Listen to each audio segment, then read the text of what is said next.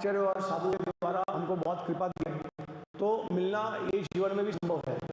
तो हमारे को श्रद्धा होनी चाहिए कि भगवान है और हम भगवान को प्राप्त कर सकते हैं। तो इतने श्रद्धा से हम शुरुआत कर सकते हैं भक्ति का मार्ग।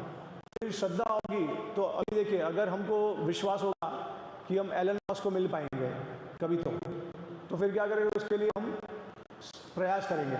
तो पहला प्रयास क्या होगा कि आप ऐसे लोगों के पास जाइए जो ऑलरेडी एलन मस्क को मिल चुके हैं, है ना। तो उसको कहते हैं साधु संग।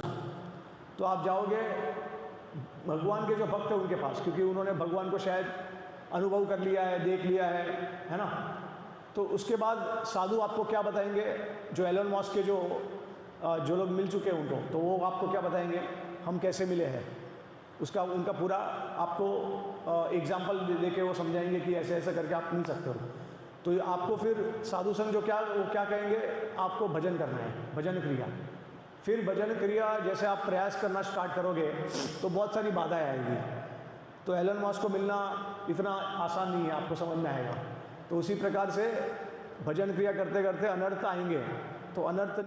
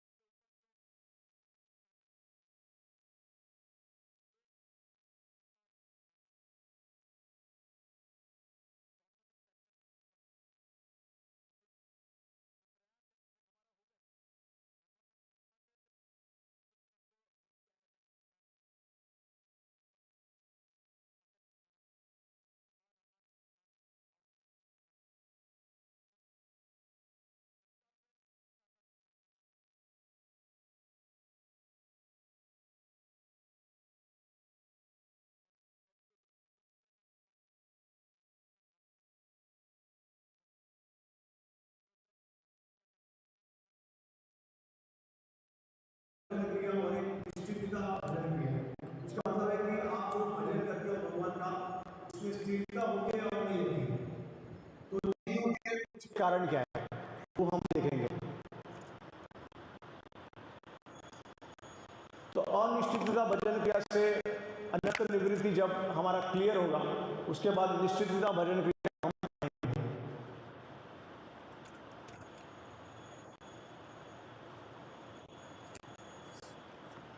तो ये विश्वनाथ ठाकुर कहते हैं कि ये 6 इसके लक्षण हैं जिसके कारण हमारा जो भजन है वो स्थिर नहीं होता। तो वो क्या है, फॉल्स कॉन्फिडेंस। तो हम कभी कभी उत्साह में आके ऐसे ऐसे वचन कह लेते हैं या अपने आप को बहुत बड़ा भक्त समझते हैं और कहते हैं कि हम अभी से 16 माला कर लेंगे, हम अभी से ये करेंगे वो करेंगे, और बहुत विश्वास के साथ कहते हैं। लेकिन फिर समझ में आ जाता है कि थोड़े दिनों के बाद, थोड़े महीनों के बाद सब धीरे धीरे करके कम हो जाएगा या बंद हो जाएगा। तो इसका अनिश्चितता भजन क्रिया का लक्षण है फॉल्स ओवर कॉन्फिडेंस। उत्साह से, जैसे रूप गोस्वामी कहते हैं कि उत्साह निश्चय धैर्य तत्त कर्मा प्रवर्तनत। तो उत्साह तो होनी चाहिए, उसके साथ में धैर्य भी होना चाहिए, वरना वो बैलेंस कर देगा। वरना फिर क्या होगा, अगर एक मंजिल से 10वें मंजिल के ऊपर छलांग लगाने की कोशिश करोगे तो क्या होगा, गिर जाओगे, ठीक है, और हानि पहुंचेगी आपको। तो इसके लिए slow and steady wins the race. धीरे धीरे करके आगे बढ़ना है हमको, एक एक स्टेप। पहले एक स्टेप जब हमारा नीचे ज़मीन पे बराबर से गड़ गया, उसके बाद ही दूसरा स्टेप उठाना है, ठीक है। उसके बाद आता है घना तरला, स्पोरेडिक एंडेवर। तो स्पोरेडिक एंडेवर का मतलब है कि प्रयास कभी करेंगे कभी नहीं करेंगे, अपने मन के हिसाब से करेंगे, जब इच्छा है तब करेंगे, ठीक है। उस हिसाब से, ऐसा नहीं है कि कुछ भी हो जाए लेकिन प्रयास चालू रहेगा हमारा। उसके बाद युद्ध विकल्प, इनडिसीजन। तो डिसीजन भी हम ले नहीं सकते ठीक से कि क्या हमको करना है क्या नहीं करना है, क्योंकि फंडामेंटल्स क्लियर नहीं है, हमने शास्त्र का ज्ञान नहीं किया है ठीक से, आचार्य वाणी नहीं सुनी है। तो डिसीजन लेना बहुत मुश्किल हो जाता है कि क्या करना चाहिए। उसके बाद विषय संग्रह। तो माया के प्रभाव में आ सकते हैं आसानी से और उसमें हम स्ट्रगल कर सकते हैं। तो उससे बाहर निकलना है हमको। उसके बाद नियम अक्षमा, तो जो हम वचन देते हैं उसका पालन ठीक तरह से कर नहीं पाते हैं, क्योंकि भौतिक जगत में लोगों का संग लेते हैं और उनके प्रभाव से हमारा जो भक्ति है वो अफेक्ट होता है। और उसके बाद एन्जॉइंग द वेव्स, थोड़ा सा ऊपर ले सकते हैं, तरंग रंगिनी, मतलब जो संसार में मटेरियल भौतिक जगत में आप आनंद प्राप्त करने की कोशिश करोगे, बस बस, तो हमेशा लहरों की तरह आप कभी आनंद प्राप्त करोगे, कभी दुख प्राप्त करोगे। इस प्रकार से आपका भजन जो है ये सब बाधा आ सकती है। अभी देखिए 4 प्रकार के अनर्थ आते हैं हमारे जीवन में, भक्तों के जीवन में 4 प्रकार के अनर्थ आते हैं। तो पहला जो अनर्थ आता है वो पाप करने से, ठीक है। भक्ति करते करते अगर आपने कोई पाप किए हैं, या पिछले ये जन्म में अगर कोई भक्ति में आने के पहले अगर आपने कोई पाप किए हैं, तो उसका प्रभाव जो है वो भक्ति पे उसका असर दिख सकता है। क्योंकि पाप के कारण हमको क्या होता है, हमको दुख का अनुभव होता है, और दुख के कारण हमको उसका परिणाम भुगतना पड़ता है। तो जब दुख आता है तो भक्ति हम अच्छे से नहीं कर सकते हैं, आपको सबको पता है। इसके लिए श्री जीव गोस्वामी कहते हैं कि भक्तों को अगर बहुत अधिक दुख दिया जाए तो भी भक्ति छोड़ देंगे, और अगर भक्तों को बहुत अधिक सुख दिया जाए तो भी छोड़ देंगे भक्ति। क्योंकि अगर बहुत अधिक सुख हो गया तो फिर भगवान की भक्ति करने का कोई मतलब ही नहीं है, क्योंकि आपको संसार में बहुत सुख ही मिल रहा है। और अगर बहुत अधिक दुख आ गया तो के बारे में कम सोचेंगे और हमारे शरीर के बारे में ज़्यादा सोचेंगे, क्योंकि इस पीड़ा से, रोग से हमको कैसे निकलना है उसके बारे में ही हम हमेशा चिंतन करते रहेंगे, ठीक है। तो इसके वजह से पाप के कारण अनर्थ आते हैं, तो पाप हमें नहीं करना चाहिए। अब देखिए पाप के कारण तो आते ही है, लेकिन पुण्य के कारण भी आते हैं। तो पुण्य के कारण क्या होगा, पुण्य के कारण आपको सुख प्राप्त होगा बहुत सारा इस जीवन में, क्योंकि आपने पिछले जन्म में शायद बहुत अच्छे कार्य किए हैं, तो फिर आपको बहुत अच्छा कंफर्टेबल लाइफ मिलेगा, फैसिलिटीज मिलेगी, तो आप एकदम कंप्लीसेंट हो जाओगे। मतलब एकदम आपको लगेगा कि चलो सब अच्छे से चल रहा है, तो क्यों ना आराम से करें, हम गाड़ी चलाएं। तो उसके कारण एक तो सुख के कारण आपको बाधा आ जाएगी, और दूसरा जो है वो सत्व गुण में आ सकते हो। तो सत्व गुण में आपको लगेगा कि मुझे मोक्ष की प्राप्ति करनी है, हालांकि भक्ति जो है वो मेरे लिए इतना महत्व नहीं है। इस प्रकार का हम लोग विचार आ सकते हैं। अब सबसे भयानक जो अनर्थ है वो अपराध। तो इसका जो प्रभाव होता है अपराध का, वो बहुत समय तक रहता है, लंबे समय तक। प्रेमा के स्तर तक भी कभी कभी जा सकता है उसका, और वो मैं आपको आगे दिखाऊंगा। तो भाव तो हमने सुना ही है कि भाव के स्तर पे भी किसी का पतन हो सकता है, लेकिन प्रेम के स्तर पे भी कभी कभी ऐसा होता है कि अज्ञानता में किया हुआ अपराध जो है उसका परिणाम कभी कभी भुगतना पड़ता है। तो मैं आपको आगे समझाऊंगा। और जैसे कि मैंने आपको रात को बताया कि अपराध का जो डेफिनेशन है वो ये है कि राधा रानी के खिलाफ जाना, ठीक है। और पहली बात तो ये कि अपराध से भक्तों को एक चीज़ ध्यान में रखनी है कि जो 10 अपराध है, नाम अपराध, उससे हमको बचना है। और स्पेशली उसमें वैष्णव अपराध जो है वो सबसे डेंजर है। और वैष्णव अपराध का मतलब ये नहीं है कि आप किसी भक्त के बारे में कुछ बोल नहीं सकते हो, ऐसा कुछ नहीं है।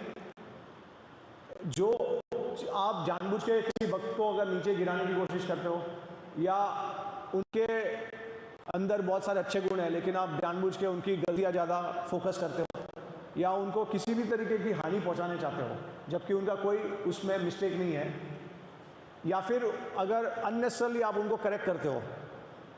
क्योंकि एक अपराध यही है कि आप सीनियर वैष्णव को करेक्ट नहीं कर सकते, एटिकेट के हिसाब से सीनियर वैष्णव को उनके सीनियर करेक्ट करेंगे। तो ऐसा ठीक है, भक्तों को लगता है कि ये अधर्म है या हमारे साथ गलत हुआ है, लेकिन देखिए अगर हम देखें शास्त्र में तो पृथ्वी महाराज जब यज्ञ कर रहे थे तो 100 यज्ञ करने ही वाले थे, 99 यज्ञ करने के बाद इंद्र आते हैं और उनका यज्ञ भंग करने की कोशिश करते हैं, 2-3 बार करते हैं। और पृथ्वी महाराज जो है वो अपने पुत्र को भेजते हैं उनको मारने, मतलब वो मारने भी वाले होते हैं उनको, लेकिन इंद्र क्या करता है, एक सन्यासी का रूप ले लेता है। तो ऐसा 2-3 बार साधु वेश, सन्यासी वेश धारण कर लेता है। उसके वजह से उसके पुत्र जो है उनको छोड़ देते हैं बार बार। लेकिन फिर फाइनली जब उनको पृथ्वी महाराज स्वयं मारने का प्रयास करते हैं तो उस समय ब्रह्मा जी आते हैं और ब्रह्मा जी कहते हैं कि तुम इंद्र को हानि मत पहुंचाओ, क्योंकि इंद्र जो है वो भगवान के अंश है और तुम भी भगवान के अंश हो, क्योंकि पृथ्वी महाराज कौन है, सखावेश अवतार है भगवान के। तो दोनों ही एक समान है। लेकिन यहाँ पे आप देखेंगे कि इंद्र जो है वो बहुत गलतियाँ कर रहे हैं और पाप कर रहे हैं और देश का भाव है उनमें, जलन का भाव है, ठीक है। लेकिन फिर भी ब्रह्मा जी आके उनको बचाते हैं। क्यों? क्योंकि भगवान के रिप्रेजेंटेटिव है वो। तो ये मत भूलिए कभी। देखिए कभी कभी अधर्म हो सकता है हमारे साथ, गलती हो, कोई हमारे अथॉरिटी हमारे साथ कुछ कर सकते हैं, ऐसा कुछ दुष्व्यवहार, लेकिन उसका मतलब ये नहीं है कि आप उसको उनको इमीडिएटली कुछ भी बोल दो, कैसे भी बोल दो। तो आपको ये ध्यान में रखना है कि अगर उनको अपॉइंट किया गया है एज अथॉरिटी तो उनको प्रभुपाद जी का ब्लेसिंग्स है, उनको रिप्रेजेंटेटिव है वो हमारे, तो उनको कैसे एड्रेस करना है उसका तरीका होता है, ठीक है। ये भागवतम के प्रमाण से हम समझ सकते हैं कि आप अगर इंद्र को हानि देके, पृथ्वी महाराज जो साक्षात भगवान है उन्होंने भी इंद्र को कुछ नहीं किया, उन्होंने छोड़ दिया। फिर के बीच में आपस में मित्रता हो गई, एक दूसरे को गले लगाया। क्योंकि ब्रह्मा जी जब आए तो ब्रह्मा जी सबके गुरु है, तो उन्होंने समझाया पृथ्वी महाराज को कि क्या फ़र्क पड़ने वाला है, तुम एक यज्ञ कम करो, तुम्हें जो प्राप्त करना था यज्ञ की वजह से ऑलरेडी तुमको वैसे भी प्राप्त हो गया है, तो 100 यज्ञ कोई करने की जरूरत आवश्यकता नहीं है। तो इस प्रकार से ब्रह्मा जी ने इंद्र की प्रोटेक्शन की। उन्होंने पृथ्वी महाराज के प्रोटेक्शन में कुछ नहीं कहा, लेकिन पृथ्वी महाराज समझ गए कि क्योंकि ये भगवान के रिप्रेजेंटेटिव है, इसके लिए मुझे थोड़ा सा कॉपरेट करना चाहिए इसमें। तो ये बहुत सारी चीज़ें जो है ऊपर के लेवल से तो समझ में नहीं आएगी, लेकिन ऐसा होता है, ये सब एटिकेट फॉलो करने होते हैं। तो एक सिस्टम है, स्ट्रक्चर होता है जो जिसको फॉलो करना पड़ता है। और अगर कुछ ज़्यादा ही कुछ अगर चीज़ें बिगड़ती है तो हमारे सीनियर जो है, दूसरे गुरु है, गुरुजन है, उनको हम बात करके उनसे हम कर सकते हैं कि क्या करना है। और ऐसा अगर कुछ होगा तो भगवान खुद ही उनको निकाल देंगे उस पोजीशन से। क्योंकि देखिए जब कोई पोजीशन लेता है, रिस्पॉन्सिबिलिटी लेता है इस्कॉन में, तो डेफिनेटली उनको बहुत अच्छा मौका मिलता है भक्ति में और आगे बढ़ने का। लेकिन साथ साथ में अपराध का रिएक्शन भी बहुत खतरनाक होता है, उसका दंड भी होता है, वो भी बहुत ज़बरदस्त होता है। तो इसी के लिए ये जो अथॉरिटेटिव पोजीशन पे जो होते हैं, ये भगवान, गुरु और उनके बीच में होता है। लेकिन हाँ, उसका मतलब ये नहीं है कि हम कुछ भी अगर होता है तो करने दिए, अलाउ कीजिए, नहीं, ऐसा कुछ नहीं है। अगर ऐसा कोई सीरियस चीज़ होता है तो हम जाके दूसरे अथॉरिटीज़ को जाके शेयर कर सकते हैं, ठीक है। तो ये समझना, अपराध क्या है वो समझना बहुत ज़रूरी है, और उसके लिए तो एक अलग क्लास देना पड़ेगा, ठीक है। क्योंकि 10 नाम अपराध है, वैष्णव अपराध में भी अलग अलग एटिकेट्स है, कैटेगरीज है। तो अब हम आगे जाएंगे और उसके बाद जो अनर्थ आते हैं वो भक्ति अगर हम गलत तरीके से करते हैं, तो जैसे भगवान का निस्वार्थ भाव से सेवा करना, ये एकमात्र लक्ष्य होना चाहिए, एकमात्र इच्छा होनी चाहिए। लेकिन हमारा क्या होता है कि हमको नाम मिले, हमको लोग पहचाने, हमको भक्त पहचाने, समाज पहचाने, अप्रिशिएट करें, लाभ, प्रतिष्ठा, ये सब हमको प्राप्त करना होता है। कभी कभी भौतिक चीज़ें हमको प्राप्त करनी होती है भगवान की भक्ति के साथ साथ में, तो ये हो जाता है एक अनर्थ, ठीक है। अब ये अनर्थ जो है वो कौन से स्तर पे नष्ट हो रहे हैं, ये हम आगे देखेंगे। तो देखिए, पाप करने से क्या होता है, पाप करने से ये सारे क्लेश उत्पन्न होते हैं, अविद्या, अस्मित, राग, द्वेष, अभिनिवेश, ये सब। तो अविद्या मतलब अज्ञानता, अस्मित मतलब अहंकार एक तरीके से, राग मतलब जो हमारा अटैचमेंट है इस भौतिक संसार से, द्वेष मतलब नफरत करना किसी को जलन के भाव से, और अभिनिवेश मतलब मृत्यु का भय होना। तो ये पाप करने से ये सारे क्लेश उत्पन्न होते हैं। और जैसे मैंने आपको कहा कि सुख भोगने से, पुण्य करने से आपको सत्वगुण में इंद्रिया भोग करने की आपको मौका मिलते हैं बहुत सारा, और मुक्ति का आपको इच्छा होता है। सारे पाप से, सारे दुख से मुक्ति प्राप्त करने की इच्छा होती है। ओके, और हम अपराध के बारे में थोड़ा डिस्कस करेंगे डिटेल में, क्योंकि सबसे इम्पोर्टेंट है ये अनर्थ। तो अपराध जब हम कहते हैं तो वैसे तो सेवा अपराध भी है, और सेवा अपराध जो है वो 32 प्रकार के हैं। सेवा अपराध मतलब जो हम अर्च विग्रह की सेवा करते हैं, पूजा करते हैं, तो उसमें 32 अपराध लागू होते हैं। लेकिन इसके बारे में इतना ज़्यादा चर्चा नहीं की गई है, क्योंकि ऐसा कहा गया हमारे आचार्यों ने कि अगर आप कंटिन्यूसली नाम लेते हो भगवान का, अगर कांस्टेंट चैंटिंग करते हो, तो जितने भी अपराध अज्ञानता के कारण हम करते हैं भक्ति में, चाहे वो सेवा अपराध हो या नाम अपराध में भी हो, 3 अपराध को छोड़ के नाम अपराध के 7 अपराध जो है अगर हम अज्ञानता में करते हैं, तो कंटिन्यूसली चैंटिंग करने से सारे अपराध नष्ट हो जाते हैं अपने आप। ठीक है, इसके लिए हमारे आचार्य कहते हैं हमको हर रोज़ कांस्टेंट चैंट करना है, 16 माला करना है। वरना भक्तों को 16 माला करने की कोई आवश्यकता नहीं है। अगर अपराध ना करे तो जैसे मैंने आपको कल बताया कि एक सिलेबल से, एक अक्षर से ही भगवान की प्राप्ति हो सकती है। तो देखिए, जैसे मैंने आपको कहा कि अज्ञानता में किया हुआ अपराध जो है वो रिपीटेडली चैंटिंग करने से, कांस्टेंट चैंटिंग करने से अपने आप दूर हो जाता है। अगर हम जानबूझ के अपराध करते हैं किसी वैष्णव के प्रति, तो उसको निकालना मुश्किल होता है। तो ये सबसे जो भयानक अपराध है, साधु निंदा, भक्तों की निंदा करना। तो अगर आपने ये अपराध किया है, अगर आपको ज्ञात हो गया है कि ये आपने अपराध किए हैं, तो क्या करना है उसके लिए, उसका रेमेडी क्या है? तो ये चीज़ आपको करनी है कि पहले तो क्षमा याचना करनी है। हमको पश्चाताप होना चाहिए कि हमने कोई अपराध किया है किसी के प्रति, उसके बाद जाके क्षमा याचना करना है उनसे, भक्तों से, और आदर देना है उनको।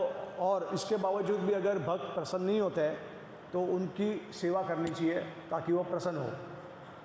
ठीक है, भले ही अगर देखिए ऐसा बताया गया है शास्त्रों में कि जो एडवांस डिवोटीज होते हैं, उत्तम अधिकारी या मध्यम अधिकारी में भी जो कोई अच्छे स्तर पे होते हैं, तो वो तो ऐसा सोचते भी नहीं कि हमारे प्रति अपराध हुआ है, किसी वैष्णव ने हमको हमारे प्रति अपराध किया है, क्योंकि उनका जो भक्ति का स्तर होता है वो ऐसे ही सोचते हैं हमेशा कि ये जो भी हमारे साथ हो रहा है वो भगवान हमारे कर्म के अनुसार हमको दे रहे हैं, उसका फल दे रहे हैं। तो किसी का इसमें कोई दोष नहीं है, ये हम डिज़र्व करते हैं।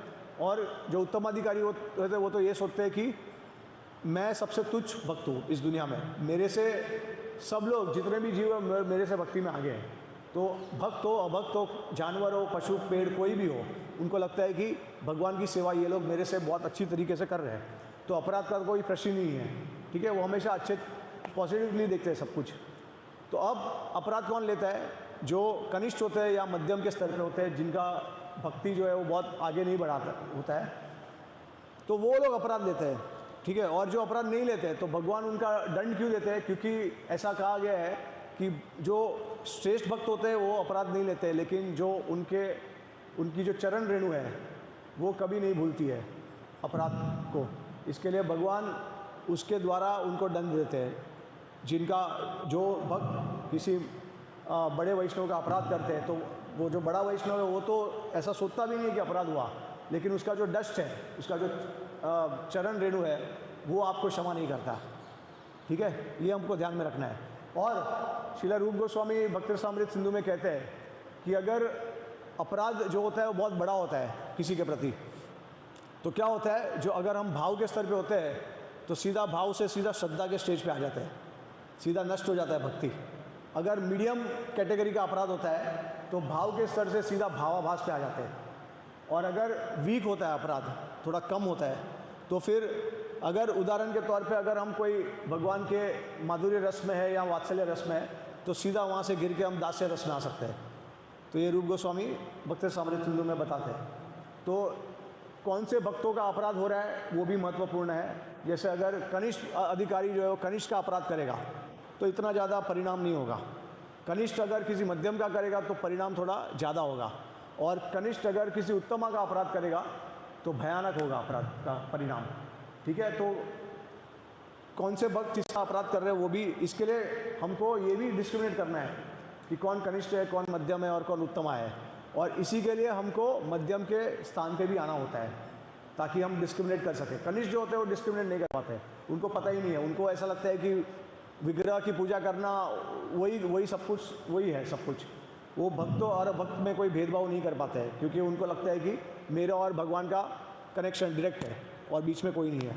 तो उसको प्राकृत्य भक्त कहते हैं, कनिष्ठ भक्त।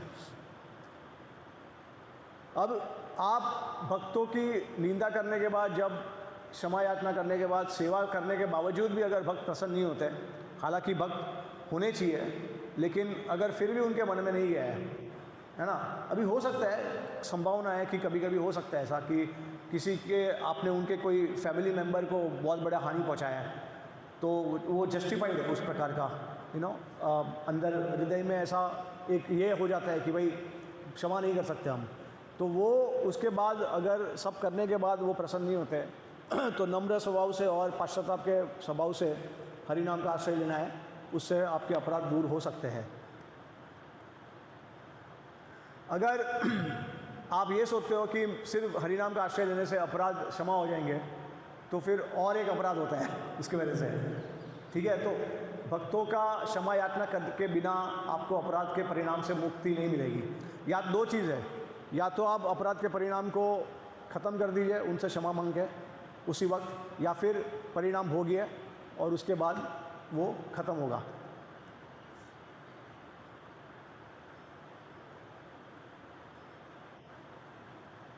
तो अभी इस प्रकार से शास्त्र निंदा भी कर सकता है भक्त, और उसकी वजह से भी कभी कभी अपराध लगता है। तो जो शास्त्र, जैसे अभी हम भक्ति शास्त्र ज़्यादा उसमें विश्वास रखते हैं, लेकिन कर्म शास्त्र भी है, ज्ञान शास्त्र भी है, तो उसको भी हमों को आदर सम्मान करना चाहिए, निंदा नहीं करनी चाहिए, क्योंकि उसका भी एक महत्व है। उस जैसे मैंने कल आपको बताया था कि भक्ति जो है वो अपनी महिमा को छुपाता है, और वो इसी के वजह से कर्म शास्त्र और ज्ञान शास्त्र को आगे बढ़ाता है, ताकि दूसरे लोग जो है वो एटलीस्ट शास्त्र के द्वारा धीरे धीरे करके भक्ति में आ सकते हैं। तो इसके लिए उसकी निंदा नहीं करनी चाहिए, और अगर निंदा करते हो तो उसका गुणगान करके उसको प्रसन्न करना चाहिए वो शास्त्र को।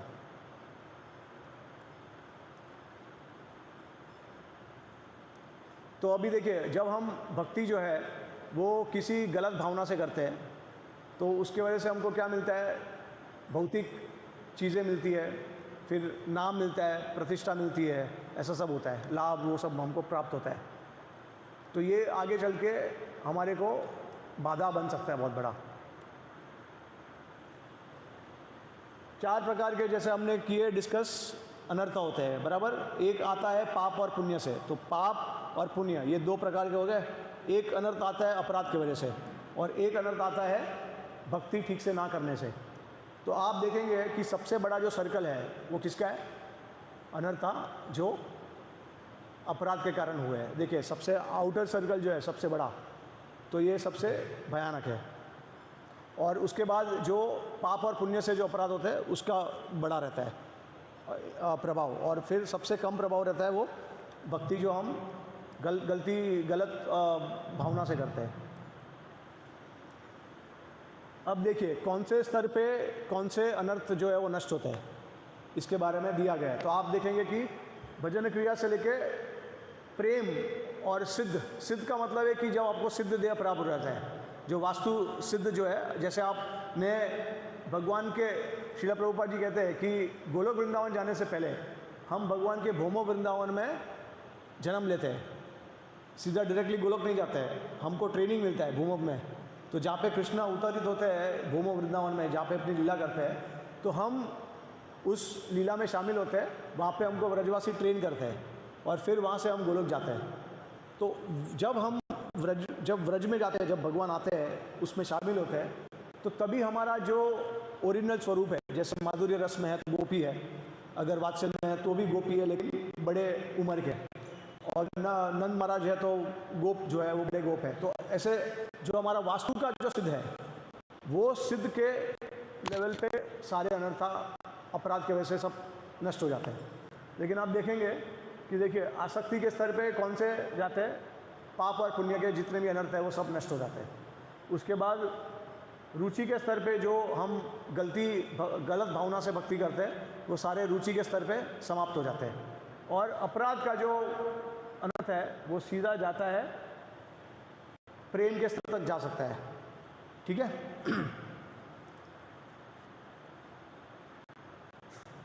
तो ये धीरे धीरे करके हमारा अनर्थ निवृत्ति हो रहा है। निष्ठा।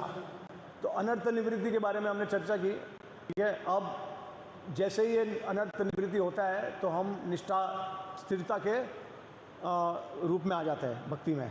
तो इसका भागवतम में प्रमाण है, शृण्वताम स्वकथा कृष्ण पुण्य श्रवण कीर्तन हृदय अंतः स्तो ही अभद्राणी विघ्नोति स्वर्तस्तम।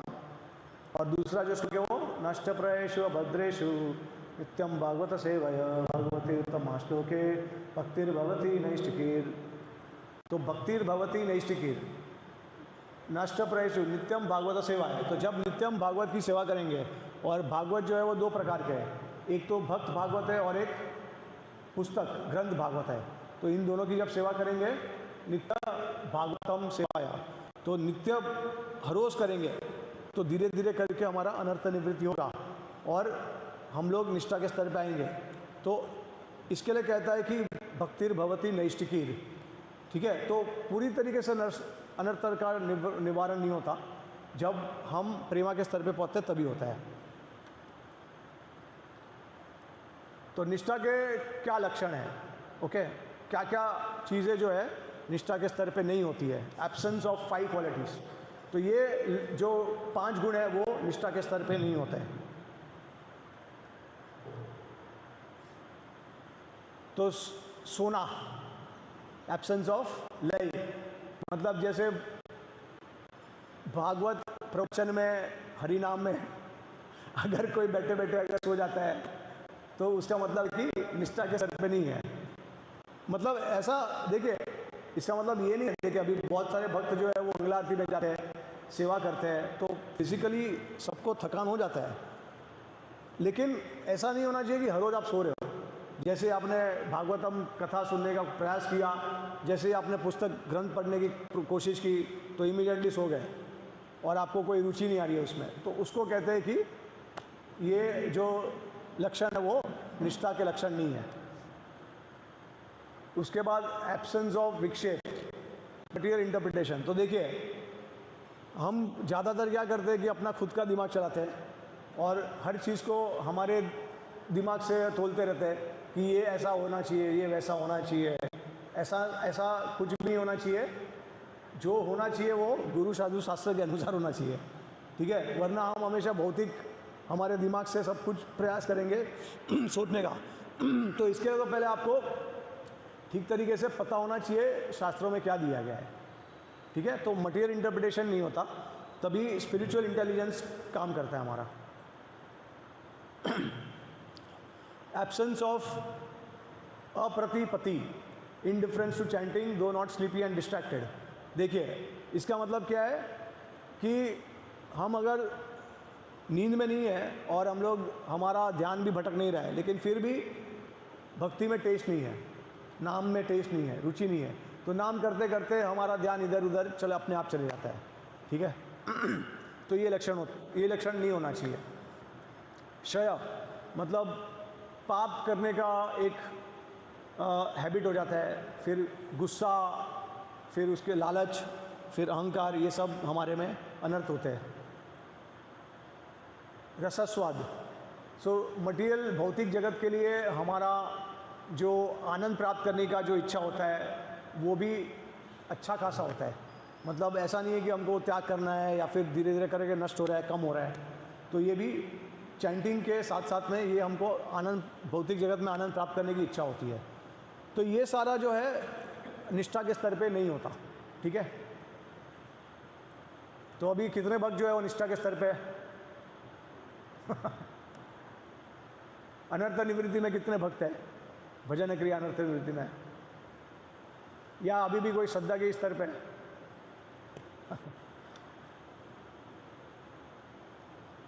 तो देखिए, अब जब भी ये सारे अनर्थ नहीं होते हैं निष्ठा के स्तर पे, तो क्या होता है कि जैसे श्रील प्रभुपाद जी कहते हैं कि एट द स्टेज ऑफ निष्ठा 75% ऑफ अनर्थास आर डिस्ट्रॉयड।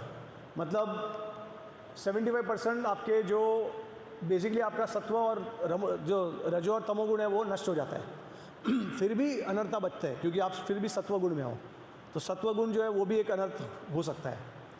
तो हालांकि अनर्थ होते हैं, लेकिन आपके भक्ति में ज़्यादातर उसका प्रभाव दिख नहीं पाता है क्योंकि आप स्थिर हो जाते हो भक्ति में, ठीक है। तो वैसे भक्ति अगर निष्ठा के स्तर पे देखोगे तो 50% के स्तर पे आता है, क्योंकि श्रद्धा से प्रेमा तक 9 स्तर है। तो जैसे आप निष्ठा के स्तर पे पहुंचते हो तो आप बीच में आ गए, क्योंकि आगे के और 4 स्तर हैं, रुचि, आसक्ति, भाव और प्रेम, और पहले आप 4 ऑलरेडी पार कर चुके हैं। ठीक है, तो इसके लिए कहते हैं कि 50% स्टेजेस है।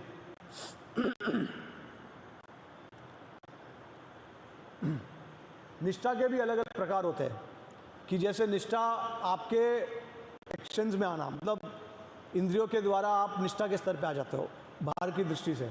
जैसे आप अच्छे से सेवा कर रहे हो, डेडिकेटेड हो, हर रोज आते हो मंदिर में, जो भी सेवा आपको दिया है वो करते हो। ठीक है, तो उसको बोलते हैं, जैसे चैंटिंग कर दिया आपने हर रोज, तो बाहर की दृष्टि से आप निष्ठा के स्तर पे हो। लेकिन फिर और दो प्रकार की निष्ठा है। एक तो वाचिक, कि जो आप बोलते हो, अगर आप अच्छी बातें करते हो, भगवान के बारे में बात करते हो, तो उसमें स्थिरता आ जाती है। ऐसा नहीं कि कभी आपने भगवान के बारे में कहा, भक्तों के बारे में कहा, भगवान के गुणगान के बारे में कहा, और ज़्यादा समय आपने बिता दिया गॉसिप करने में, तो उस प्रकार का स्थिरता नहीं होता है। वाचिक निष्ठा में ऐसा होता है कि आप जो भी बोलते हो वो भी फिर भगवान की और उनके संबंधित जो भी सेवा है उसके बारे में आप चर्चा करते हो। ठीक है, कोई और चीज़ सुनते नहीं हो और सिर्फ अच्छी चीज़ें सुनते हो। और मन में, अब बाहर से होगा आपका निष्ठा, अच्छी अच्छी बातें कर सकते हो, लेकिन अंदर मन में क्या चल रहा है वो किसी को पता नहीं है। तो जब मन से भी अगर हम स्थिर हो जाएंगे, सिर्फ भगवान की भक्ति के बारे में सोचेंगे, उनका नाम रूप गुण लीला, तभी हम कहते हैं कि निष्ठा का और एक एडवांस स्तर प्राप्त हो चुका है। तो अलग अलग प्रकार के स्तर हैं। इसके लिए हालांकि भक्तों के जीवन में 3 है, अलग अलग प्रकार के भक्त होते हैं। कनिष्ठ होते हैं, मध्यम होते हैं और उत्तम होते हैं। लेकिन फिर उसमें भी सब कैटेगरीज है, जैसे कनिष्ठ, फिर मध्यम कनिष्ठ और उत्तमा कनिष्ठ, और उसके बाद मध्यम अधिकारी में भी कनिष्ठ मध्यम, मध्यम मध्यम, उत्तम मध्यम, और उसी प्रकार से उत्तम अधिकारी में भी। तो जैसे जैसे आप मन में आगे बढ़ते हो तो उत्तम के कैटेगरी पे आप पहुंच सकते हो। ठीक है, तो जब हम स्थिरता के स्तर पे आते हैं भक्ति में, तो फिर हम डिस्क्रिमिनेट कर पाते हैं, हम आइडेंटिफाई कर पाते हैं कौन से भक्त है, कौन सा भक्त है, किसका संग लेना है, किसका संग नहीं लेना है, और क्या क्या गुण है, वो गुण जो है किसके कारण आ रहे हैं। भगवान की भक्ति के कारण से बहुत सारे गुण, अच्छे अच्छे गुण आते हैं, तो वो भौतिक जगत के कारण नहीं आते हैं, सत्व गुण के कारण नहीं आते, भगवान की शक्ति, भक्ति की शक्ति के द्वारा वो गुण आते हैं। तो ये जो भी गुण है उसे भी हमारा शेड्यूल आ जाता है। ठीक है, तो नम्रता में, आदर में, मित्रता में, कृपा में, ये सब में। तो देखिए, कभी कभी ऐसा प्रतीत होता है कि बाहर में हमसे ज़्यादा अच्छे गुण हैं भक्तों से भी, लेकिन वो गुण जो है वो उनके गुणों के माध्यम से आते हैं, जो मोड्स ऑफ मटेरियल नेचर है उसके कारण होते हैं वो भौतिक जगत के तरह। लेकिन जो भक्तों में जो गुण आते हैं वो भगवान की कृपा के द्वारा, भक्ति के कृपा के द्वारा आते हैं। तो अगर कोई गुणों को प्रकट कर रहा है लेकिन भगवान की भक्ति नहीं कर रहा है, उसका मतलब ये नहीं है कि वो भगवान का अच्छा भक्त है। ठीक है, भगवान का जो भक्ति का जो लक्षण है वो निष्ठा के स्तर पे स्थिरता, उनके मेन जो लिम्ब है भक्ति का, श्रवणम कीर्तनम स्मरणम, ये इसके द्वारा आप पता कर सकते हो कि कौन अच्छे भक्त है, भगवान के प्रति आसक्ति किसका ज़्यादा है।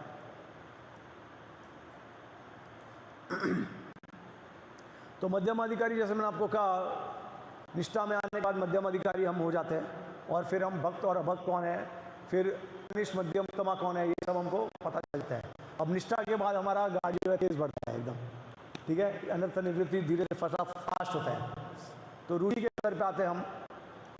जो रुचि क्या कहते हैं, टेस्ट, मतलब बहुत आनंद, मतलब एक तरीके से हमारा स्वाभाविक तरीके से हमको अच्छा लगने लगता है। ठीक है, तो श्रवणम कीर्तनम के लिए हमारा जो रुचि है वो बढ़ जाता है, उसमें हम नेचुरली स्पॉन्टेनियस प्लेटफॉर्म पे आ जाते हैं। पहले हम ज़बरदस्ती करते हैं चीज़ें को, लेकिन अब धीरे धीरे करके निष्ठा होने के बाद रुचि अपने आप करने लगते हैं। उसके बाद बार बार करने से भी हमको थकान नहीं होता और हमको अच्छा लगता है।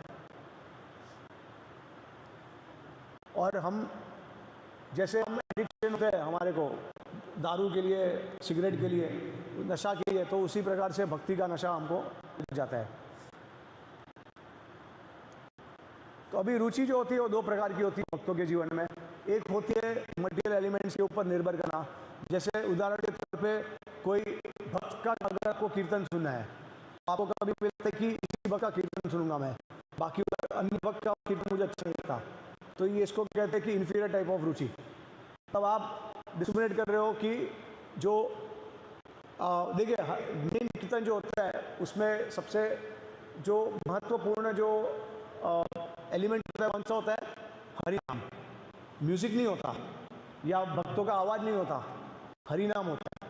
तो कुछ शुद्ध भक्त है, उनके मुख के द्वारा मुख के आप उससे आप सुनोगे हरि नाम और कथा, तो उससे आपका शुद्धिकरण जल्दी हो सकता है। हालांकि कोई भक्त जो होगा उसका आवाज़ बहुत अच्छा होगा, अच्छे से प्रेजेंट करने को होगा उसको, लेकिन क्योंकि उसके अंदर इतना शुद्धता नहीं है तो उसका प्रभाव भी इतना ज़्यादा नहीं होगा। ठीक है, एक्सटर्नली आप देखें तो बहुत अच्छा होगा, लेकिन अगर शुद्धता नहीं है या फिर बहुत आगे के स्तर पे नहीं है भक्ति के, तो उतना ज़्यादा प्रभाव भी नहीं होगा। तो फिर ऐसा डिस्क्रिमिनेट करना कि ये भक्त का सुनूंगा ये भक्त का नहीं सुनूंगा, वो गलत है। उनको सुनना चाहिए एडवांस डिवोटी से। अगर एडवांस डिवोटी से अगर सुन रहे हैं तो हमेशा तो ये इन्फीरियर टाइप ऑफ रुचि है। और अगर हम इसके ऊपर ना निर्भर हो तो वो एक सुपीरियर टाइप ऑफ रुचि आ जाता है। तो रुचि का जो लक्षण है वो क्या क्या है? रुचि के स्तर पर जैसे आपको पता है कि स्पॉन्टेनियस डिवोशन होता है, स्वाभाविक तरीके से हम भक्ति करते हैं भगवान की, और उसके बाद हम अपना जो पास्ट है उसके पश्चाताप करते हैं कि हमने पास्ट में कभी भक्ति नहीं की अच्छे से, या मैं भक्त नहीं बना, मैं अभी इतने सालों के बाद भक्त बना, तो ये हम करने लगते हैं। उसके बाद हम श्रवणम और कीर्तनम जो है वो भक्तों के संग में ज़्यादा से ज़्यादा करते हैं। उसके बाद जो मटीरियल कार्य है, भौतिक कार्य है, उसका धीरे धीरे करके हम त्याग करते हैं, कम करते हैं उसको, और ज़्यादा से ज़्यादा अगर हमको अपॉर्चुनिटी मिले तो हम धाम में निवास करने की कोशिश करते हैं। तो वैसे तो श्रील प्रभुपाद ने कहा है कि सब जितने भी हमारे इस्कॉन मंदिर है वो लोकल वैकुंठ है, लोकल धाम है। तो अगर कोई भक्त जो है उनका सेवा है, इम्पोर्टेंट सेवा है, तो उनके लिए उनके मंदिर ही उनके धाम हो जाते हैं। ठीक है। आसक्ति, अब देखिए ये पूरा जो भक्ति का जो प्रोसेस है वो बेसिकली आप क्या कर रहे हो, आप बीज को उगा रहे हो, धीरे धीरे करके वो पेड़ में आता है। तो पेड़ का जो अंतिम जो उसका जो टारगेट होगा वो क्या होता है, या फिर जो अंतिम चीज़ प्राप्त होती है वो क्या प्राप्त होती है हमको? हाँ, फल। ठीक है, लेकिन फल के पहले सबसे पहले तो पत्ते आते हैं, और उसके बाद क्या आता है? फूल। फूल के बाद फिर अल्टीमेटली हमको फल मिलता है। लेकिन फूल आने के पहले उसका एक बड़ जो होता है वो हमारे सामने प्रकट होता है। तो अब जब आसक्ति के स्तर पे आते हैं, उसका मतलब है कि अब जो फूल का जो एक स्टार्टिंग का जो बड़ है वो दिखता है। तो उसका मतलब क्या है वो हम देखेंगे। रुचि और आसक्ति के बीच में क्या अंतर है, ठीक है, ये समझना ज़रूरी है, क्योंकि रुचि और आसक्ति एक ऐसा लगता है कि एक प्रकार से सम्मान है, लेकिन थोड़ा सा उसमें अंतर है। तो देखिए रुचि में क्या होता है, ज़्यादा हमारा जो आकर्षण होता है वो श्रवणम कीर्तनम में होता है। भगवान के नवविधा भक्तियों के हम अच्छे से कर पाते हैं, स्पॉन्टेनियसली करते हैं, लेकिन हमारा जो मन है वो फिर भी भगवान के बारे में सोचता नहीं है इतना। मतलब अगर आप देखेंगे तो रुचि के स्तर पे अगर हम 50% भगवान के बारे में सोच रहे हैं, हालांकि हम एक्सटर्नली कर रहे हैं भक्ति का अंग, लेकिन भगवान के बारे में इतना स्मरण नहीं हो रहा है। लेकिन आसक्ति के स्तर पे वही चीज़ सीधा 80% जाता है, क्योंकि आप इतना आसक्त हो गए हो कि देखिए अगर आपको किसी से प्रेम हो जाता है ना, तो आप क्या करते हो, दिन रात उस व्यक्ति के बारे में सोचते रहते हो। सपनों में अपने आपको लगता है कि अरे ये व्यक्ति ऐसा करेगा, ऐसा आदान प्रदान होगा हमारा, हम मिलेंगे, हम ये करेंगे, वो करेंगे, और उसके बारे में सोचते रहते हो। तो जब आसक्ति हो जाता है भगवान से, तो नेचुरली मन जो है भगवान के बारे में और उनके कार्यों के बारे में ही सोचता है इंसान। ठीक है, तो ये दोनों में फ़र्क है। तो आप देखेंगे कि येलो जो है कृष्णा है, तो कृष्णा में स्मरण करना ज़्यादा आसान हो जाता है। रुचि के स्तर पे क्या होता है कि थोड़ा सा प्रयास करना पड़ता है मन को वापस स्थिर करने के लिए, लेकिन आसक्ति में वो चीज़ काफ़ी आसान हो जाती है, एकदम स्पॉन्टेनियसली हो जाता है वो। हाँ, तो देखिए, जब हम कहते हैं कि हमको पहला बड़ दिखता है, जो फूल का जो पहला जो बड़ होता है वो हमको दिखता है, उसका मतलब क्या है कि साक्षात भगवान आपके हृदय में एक फ्लैश की तरह आते हैं और जाते हैं, और ये आपको अनुभव मिलता है साक्षात। मतलब जैसे आपने अगर जैसे कैसे होता है, जब बादल आते हैं और बिजली आती है, तो बिजली एक सेकंड के लिए आती है और चली जाती है, उसी प्रकार से आपको ऐसे भगवान के दर्शन होते हैं आसक्ति के स्तर पे। ठीक है, कंप्लीट दर्शन नहीं होता है, एकदम ब्लर होता है, ब्लर। जैसे बिजली आती है और चली जाती है, उसी प्रकार से भगवान एक ऐसे आपको उनका दिखाएंगे, उनका जो सौंदर्य रूप है, और इमीडिएटली वो अदृश्य हो जाएंगे। तो ये हमारे हाथ में, इसके लिए कि ये जो इमेज है वो ब्लर है, क्योंकि पूरी तरीके से भगवान का प्राकट्य नहीं होता। तो एज अ रिफ्लेक्शन कह सकते हैं हम, या शैडो कह सकते हैं कि शैडो फॉर्म हमको दिखते हैं भगवान के।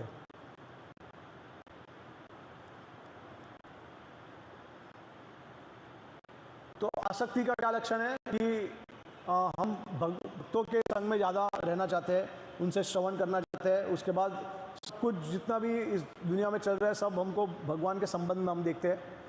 उसके बाद हम हमेशा सोचते रहते हैं कि भगवान की प्राप्ति कैसे करें जल्द से जल्द।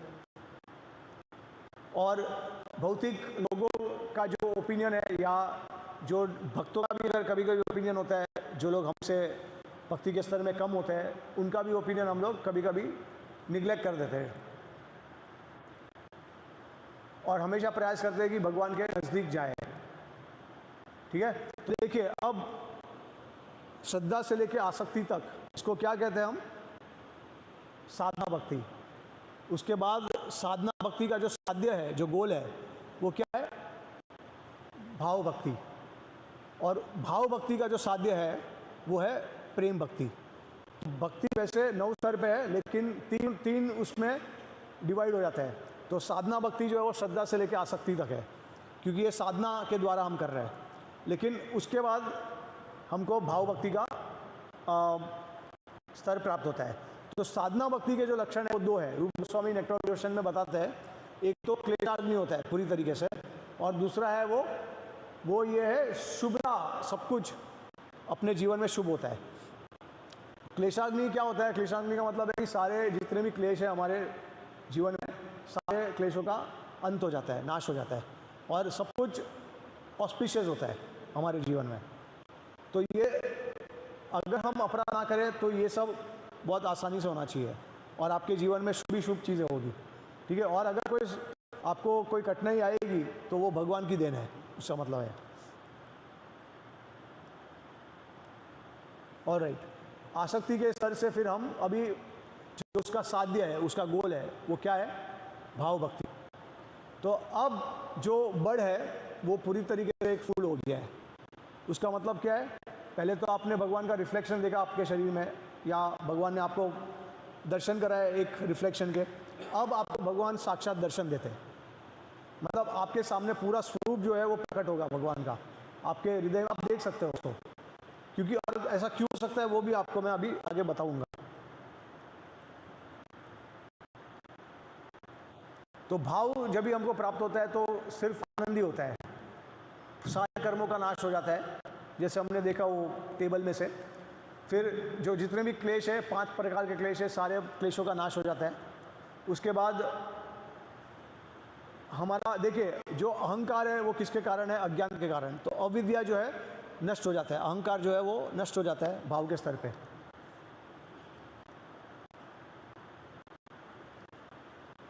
तो ये देखिए, अब आपको भगवान का प्राकट्य दिखेगा अपने हृदय में, साक्षात भगवान के दर्शन होते हैं, भगवान के सच्चिद आनंद स्वरूप के। अभी जो आप विग्रह का जो दर्शन कर रहे हो, वो विग्रह आपके सामने असली में प्रकट हो जाते हैं, उनका जो, और आपके साथ लीला कर सकते हैं। ठीक है, तो भाव से क्या होता है? आप भगवान को आकर्षित कर सकते हो, उसके बाद डिवोटी जो होते हैं वो भगवान से बहुत ज़्यादा आकर्षित हो जाते हैं। हाँ, अभी देखिए भगवान के साक्षात दर्शन कैसे हो सकते हैं हमको। तो भगवान के दर्शन अगर करने हैं तो इस भौतिक इंद्रिया के द्वारा संभव नहीं है। इसके लिए भगवान क्या करते हैं, भाव के स्तर पे भगवान की जो अंतरंग शक्ति है, सांदिनी, सांवित और लादिनी, ये अंतरंग शक्ति है, सबको पता है। तो सांवित और लादिनी शक्ति जो है वो हमारे भौतिक शरीर में प्रवेश करती है और सारे भौतिक इंद्रियों को आध्यात्मिक बना देती है, क्योंकि आध्यात्मिक दृष्टि के द्वारा ही, आध्यात्मिक आंखों के द्वारा आप भगवान के दर्शन कर सकते हो। तो जैसे अभी बहुत लोग आपको प्रश्न पूछते हैं कि आप तो भगवान के दर्शन नहीं कर सकते हो, तो उत्तर ये देना चाहिए आपको कि एक स्तर होता है जहाँ पर हमको भगवान के दर्शन होते हैं, और वो स्तर जो है वो भाव का स्तर है, क्योंकि भगवान को देखना सिर्फ आध्यात्मिक इंद्रियों से ही संभव हो सकता है, क्योंकि भगवान का शरीर आध्यात्मिक है, सच्चिदानंद स्वरूप है। तो जब हमारा सच्चिदानंद स्वरूप नहीं होगा तब तक भगवान को देख नहीं सकते हम, ठीक है। तो और एक चीज़, जैसे बाहर के लोग, बहुत सारे लोग जो है वो भावावेश में आके ऐसा भाव प्रकट करते हैं, हमको लगता है कितना भाव है उनमें, लेकिन वो भाव है, वो भाव नहीं है। क्योंकि भाव जब हृदय में, जब भाव स्तर पे जब आएंगे तो भगवान की अंतरंग शक्ति हमारे हृदय में प्रवेश करती है। किसी को पता चलता है कि किसके हृदय में भगवान की अंतरंग शक्ति आई है?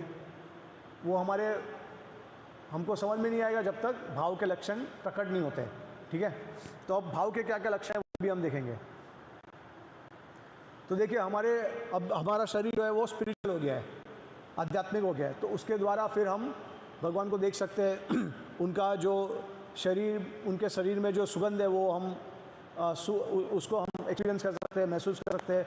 फिर उनके मुख से हम सुन सकते हैं, उनको हम छू सकते हैं और टेस्ट कर सकते हैं। टेस्ट का मतलब क्या, कि जो गोपियाँ है वो मधुर रस में भगवान को टेस्ट कर सकती है, ठीक है, उनके शरीर को।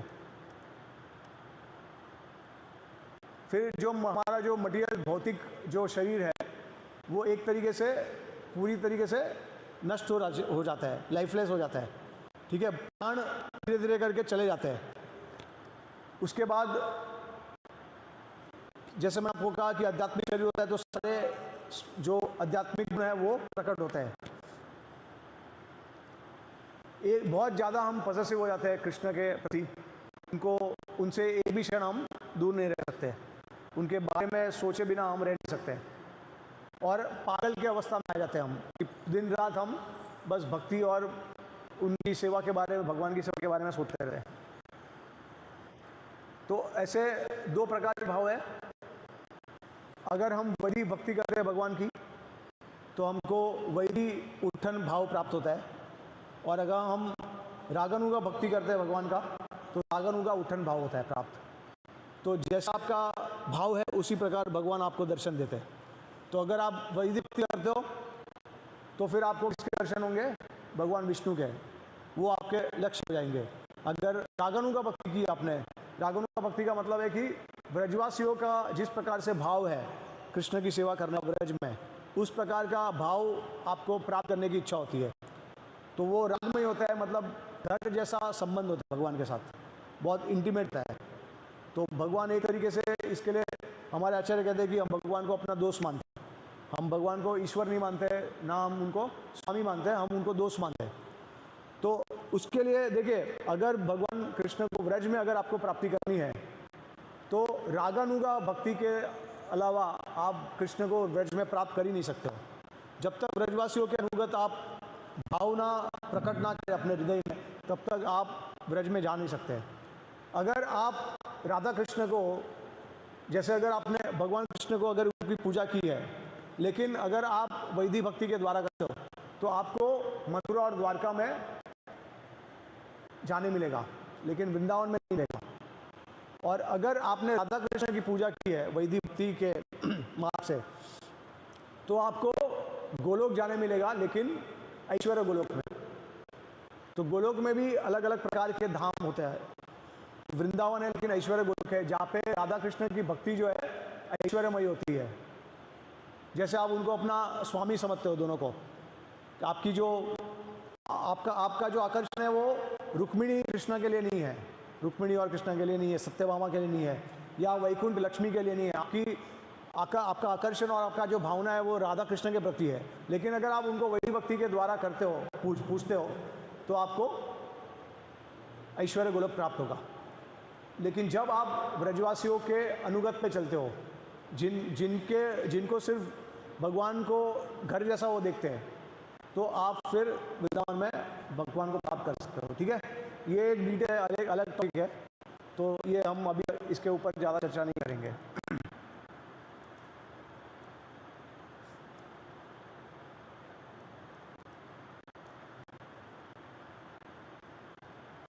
तो देखिए, हमारा आचार्य कंपेयर करते हैं कि किस प्रकार से अलग अलग प्रकार के रस है, जैसे शांत रस, दास्य रस, सख्य रस, वात्सल्य और माधुर्य।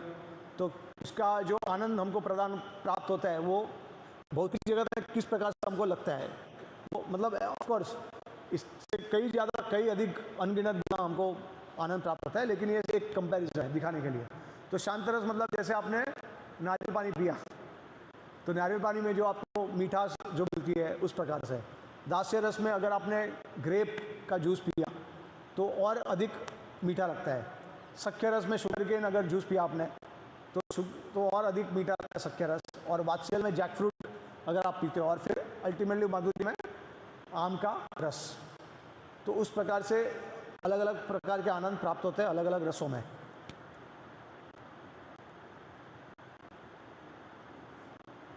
और तो देखिए,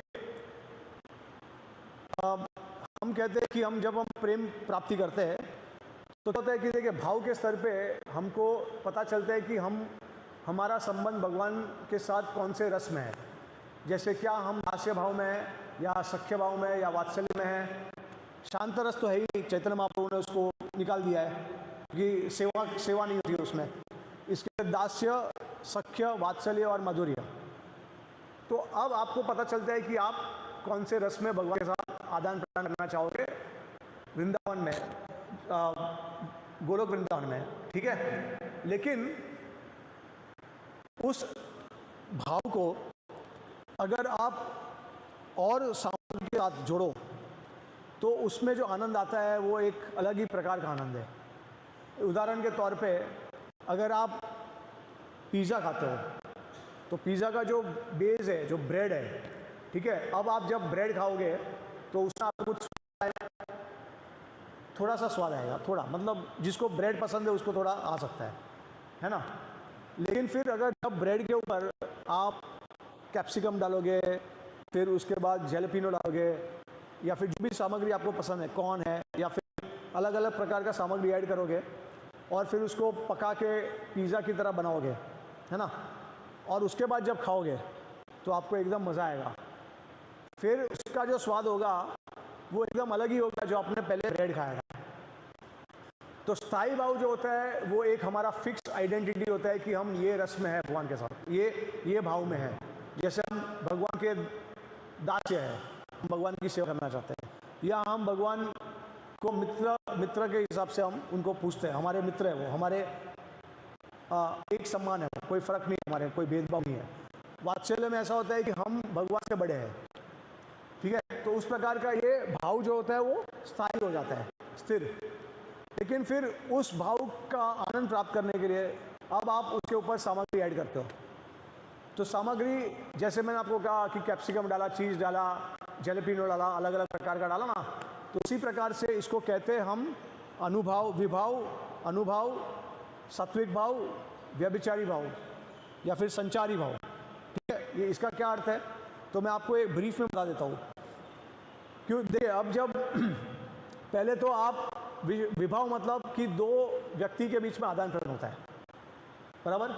अगर भगवान नहीं है तो फिर ये स्थायी भाव, ये सब कुछ, उसका कोई मतलब ही नहीं है। और भक्त अगर नहीं है तो भी कोई मतलब नहीं है। तो दो व्यक्ति होने चाहिए, एक विषयी और एक आश्रयी। तो हमारे विषय कौन है, हम भक्ति किसके लिए कर रहे हैं, कृष्ण के लिए, तो हमारे विषय हो गए। और भक्ति का रस का जो आनंद है वो किसको मिल रहा है, सेवा करके भक्तों को, तो वो आश्रय हो गए।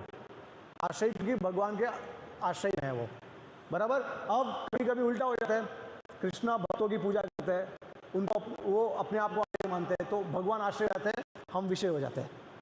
लेकिन दो लोगों का होना ज़रूरी है, इसको कहते हैं विभाव। अब विभाव में इसको कहते हैं आलम्बन, आलम्बन आश्रय और आलम्बन विषय, ठीक है।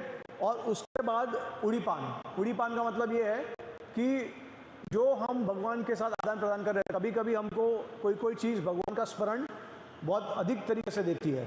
तो जैसे उदाहरण के तौर पे आप अगर बाहर जा रहे हो मंदिर के, अचानक से आपने मोरपंख देख लिया, तो आपको स्मरण आएगा, अरे कृष्ण का मोरपंख है, ये तो कितना सुंदर है, कितना भगवान कितना सुंदर दिखते हैं जब मोरपंख ग्रहण करते हैं अपने सिर पे, और जब वनों में जाते हैं और फिर वापस लौटते हैं घर पे। तो ऐसा अगर आपने, जैसे कि आपने बादल को देख लिया, तो भगवान का जो रंग है वो बादल के समान है, तो आपने भगवान का स्मरण कर लिया। फिर कभी कभी आपने कोई फ्लूट बजा रहा है, बंसी बजा रहा है, तो आपको भगवान का स्मरण आ गया। तो हर एक प्रत्येक चीज़ जो आपको भगवान को स्मरण करने के लिए आपको एक्साइट करता है, उसको कहते हैं उड़ीपान। तो ये विभाव के कैटेगरी में आता है, ठीक है। ये सामग्री हो गया एक। दूसरा सामग्री क्या है कि जब आप पिज़्ज़ा खाते हो तो आप लगता है अरे वाह, ऐसा पिज़्ज़ा कभी नहीं खाया लाइफ में, तो आप दूसरों के साथ शेयर करते हो और आपके जो एक्सप्रेशन होते हैं वो चेंज होते हैं ना। तो जो बाहर के दृष्टि से जब आपका एक्सप्रेशन चेंज होता है, या आप कोई कार्य करते हो, जैसे अगर पिज़्ज़ा खाने के बाद आप कहते हो सबको अरे क्या पिज़्ज़ा है, क्या ऐसा एक्शंस करते हो ना, तो इसको कहते हैं अनुभाव। मतलब आपका जो बॉडी जो है वो एक्सप्रेशंस क्रिएट करता है, और जैसे डांसिंग है, रोलिंग करना है, फिर बहुत सारे एक्शंस प्रकट करना, इसको कहते हैं अनुभव। ट्रेम्बलिंग है, फिर ये सब इसको ये करते हैं। तो बाद में आता है सात्विक भाव। सात्विक भाव क्या होता है? तो बेसिकली ये सब वॉलेंटरी एक्शन है, मतलब आप अपनी इच्छा के अनुसार ये सब प्रतिक्रिया कर रहे हो। लेकिन कोई एक्शन होते हैं वो अंदर होते हैं हमारे शरीर में, और वो वॉलेंटरी नहीं होते, वो अपने आप हो जाते हैं, वो हमारे वश में नहीं होते, तो उसको कहते हैं सात्विक भाव।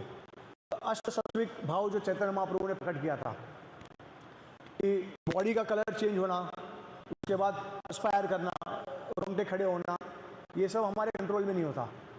तो अष्ट सात्विक विचार प्रकट होते हैं, तो ये सामग्री होता है।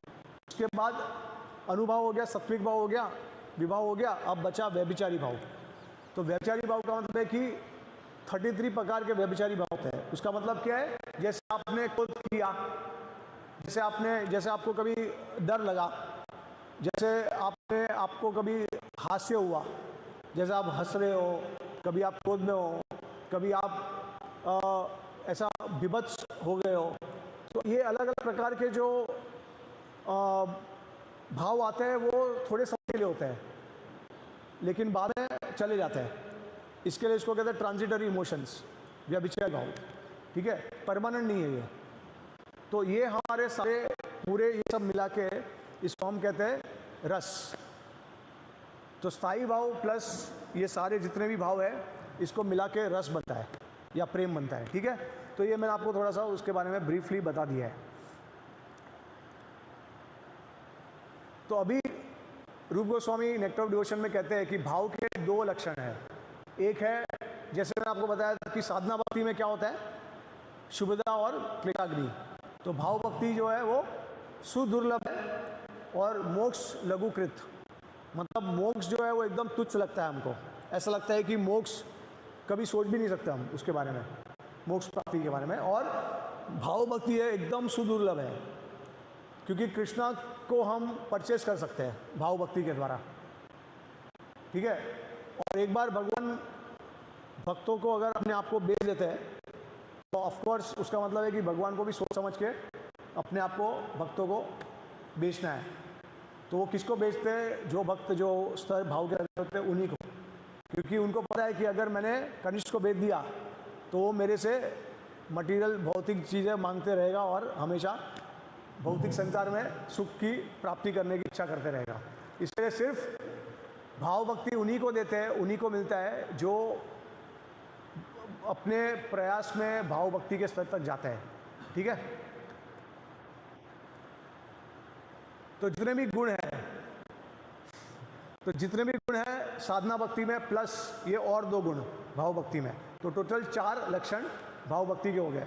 अब देखिए हमारा जो अनर्थ है वो कचरे की तरह हो गया, क्योंकि ऑलमोस्ट सारे अनर्थ जो है नष्ट हो गए। अब जो कचरे में से अभी थोड़ा भी और बचा है वो एक ही है अनर्था, वो है अपराध के कारण। तो देखिए भाव भक्ति करने के बाद धीरे धीरे अगर हम अच्छे से करेंगे तो हमको प्रेम भक्ति के स्तर पे आएंगे। उसका मतलब है कि पूरा फल प्रकट हो जाएगा। और इसका मतलब ये है कि साक्षात दर्शन तो होंगे ही भगवान के, लेकिन भगवान के लीला में प्रवेश करने का मौका भी मिल जाएगा हमको। ठीक है, तो जब भाव भक्ति प्रेम भक्ति को हमको प्राप्त होती है तो भाव भक्ति में जितने भी लक्षण थे वो सारे प्रेम भक्ति में भी होते हैं।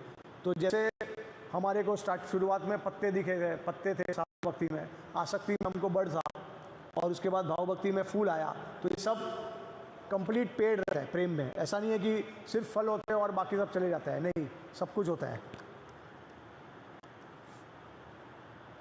तो प्रेम भक्ति का जो लक्षण है वो और दो है, वो है संद्रानंद विशेषात्मा, मतलब एकदम ही ज़्यादा आनंद मिलना। तो देखिए हमारे आचार्यों ने एक्सप्लेन किया है कि जो भाव भक्ति है वो सूर्य की किरण के समान है, और जो प्रेम भक्ति है वो सूर्य है। तो आप समझ सकते हैं कि कितना भेद है, भाव में जो आनंद मिलता है और जो प्रेम में आनंद मिलता है। और मैंने आपको क्या बताया कि जब स्थायी भाव को आप सामग्रियों के साथ ऐड करोगे तो क्या होता है, रस, और वही रस जो है उसको हम प्रेम कहते हैं। ठीक है, तो प्रेम में इतना हमको आनंद मिलता है, भरपूर आनंद, और हमको भगवान को आकर्षित करने का शक्ति मिलता है। देखिए भाव भक्ति तक हम भगवान से आकर्षित होना चाहते हैं, लेकिन जैसे हमको प्रेम भक्ति मिलती है तो हम भगवान को आकर्षित करते हैं। ठीक है,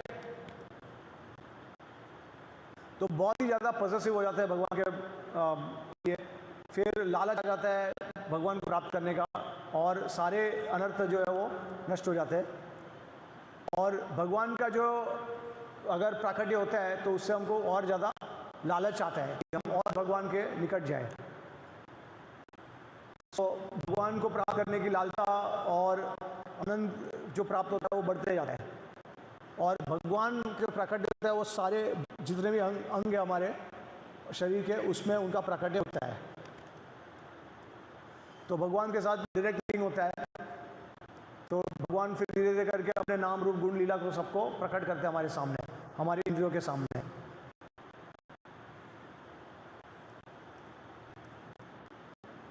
तो सब जो उनका सौंदर्य है, उनकी खुशबू है, उनका जो वाणी है, उनका जो स्पर्श है, ये सब हमको उसका अनुभव मिलता है। जब संभोग होता है भगवान के साथ, मीटिंग होता है, तब बहुत ज़्यादा आनंद मिलता है। और जब वीरा होता है ऐसा लगता है कि एक क्षण जो है वो बड़े बड़े युगों के समान है। और फिर जैसे मैंने आपको कहा कि जो भक्त होते हैं वो अपना शरीर त्याग देते हैं, भौतिक शरीर, और भगवान के लीला में जाके एक आध्यात्मिक शरीर प्राप्त करते हैं पूरी तरीके से। अब प्रेम का स्तर तो देखिए, प्रेम का स्तर के हमको क्या मिल सकता है, भगवान की भक्ति और भगवान का धाम मिल सकता है। लेकिन अगर व्रज में जाना है तो फिर और ऊपर जाना है और आगे के स्तर है। तो ये आचार्य ने बताया इसके बारे में कि प्रेम, स्नेह, मान, प्रणय, राग, अनुराग, भाव, महाभाव, रुद्र महाभाव, आदिरुद्ध महाभाव, मदनाख्य महाभाव, मोनाख्य महाभाव तो बहुत सारे स्तर है। अब हम किधर है, हम भजन या अनर्थ निवृत्ति में है।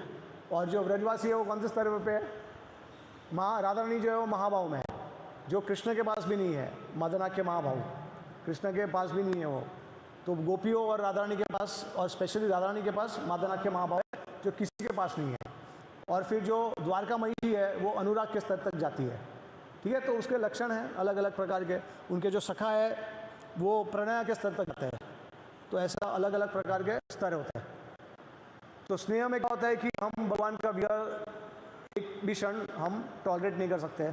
उसके बाद मान में क्या होता है कि जैसे हम भगवान से रूठ जाते हैं और भगवान को आके मनाते हैं, तो इस प्रकार का जो हम भगवान के विरोध जाते हैं उसको कहते हैं मान।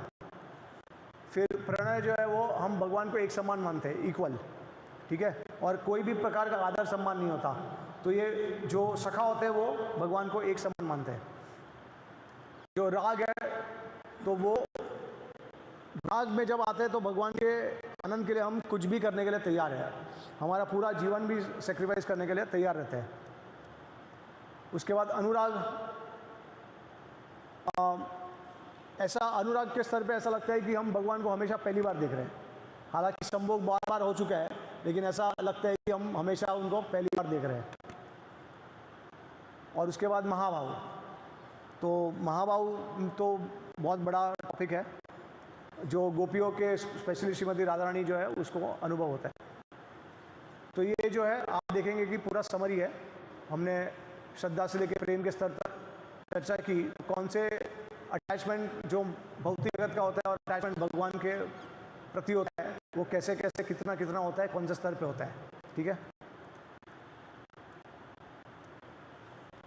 ये पूरा उसका चार्ट के फॉर्म में है। और जैसे कि मैंने आपको कहा कि भाव का जो अपराध का प्रभाव होता है वो भाव के स्तर तक जाता है। और अभी मैं आपको बताता हूँ कि प्रेम के स्तर तक क्यों जाता है। क्योंकि देखिए क्या होता है, श्री रूप गोस्वामी के उदाहरण है। तो एक बार ऐसा हुआ कि रूप गोस्वामी आंखें बंद करके लीला में एकदम मग्न थे, जप कर रहे थे भगवान का। और तभी एक महाभागवत विष्णु, लेकिन जो एक्चुअली में जिसको चलने को नहीं होता था, तो वो उनके सामने उनके दर्शन के आ रहे थे, लेकिन रूप गोस्वामी की आंखें बंद थी, इसके लिए वो पहचान नहीं पाए। तो वो लीला देखते देखते थोड़ा हंस पड़ते हैं। तो उस जो भक्त है उनको लगता है कि शायद रूप गोस्वामी मेरे लंगड़ने पे हंस रहे हैं, तो वो फिर उनको आदर सम्मान देके वहाँ से चले जाते हैं। तो बाद में अचानक से रूप गोस्वामी का जो लीला स्मरण होता है वो भंग हो जाता है, और वो उनको जो आनंद प्राप्त होता है वो भी ख़त्म हो जाता है। तो सनातन गोस्वामी होते हैं पास में, उनको वो अनुभव शेयर करते हैं उनका कि भाई ऐसा क्यों हुआ अचानक से। तो सनातन गोस्वामी उनको कहते हैं कि भाई गलती से अज्ञानता में तुमने किसी बहुत अच्छे वैष्णव का अपराध हो गया तुमसे, इसी के लिए तुम्हारा जो आनंद था वो नष्ट हो गया। तो फिर बाद में रूप गोस्वामी को पता चलता है, तो जाते हैं उस वैष्णव के पास और माफ़ी मांगते हैं, लेकिन वो वैष्णव को कुछ ऐसा लगता नहीं है, बट वो आपस में फिर सब हो जाता है। तो ये हमको भगवान उनके लीला के द्वारा दिखा रहे हैं। वैसे रूप गोस्वामी नित्य सिद्ध है, लेकिन वो बताइए अपराध कितना खतरनाक होता है कि प्रेम के स्तर पे भी कभी कभी हमारा जो एक्सटेसी होता है वो कभी कभी भंग हो सकता है। हालांकि प्रेम का स्तर जो होता है उसमें हमको भगवान की प्राप्ति हो जाती है, लेकिन जब तक हम वास्तु सिद्धि पे ना आए, जब तक असली स्वरूप में ना आए भगवान के, तब तक प्रभाव रहता है। भौतिक शरीर में प्रभाव अनर्थ का, जो अपराध का अनर्थ होता है उसका रहता है। ठीक है, तो इसी के साथ ही हम कथा को यहाँ पे विराम देंगे। अनंत कोटि वैष्णववृंद की, जगद्गुरु शिला प्रभुपाद की, निताय गौ प्रेमानंदे।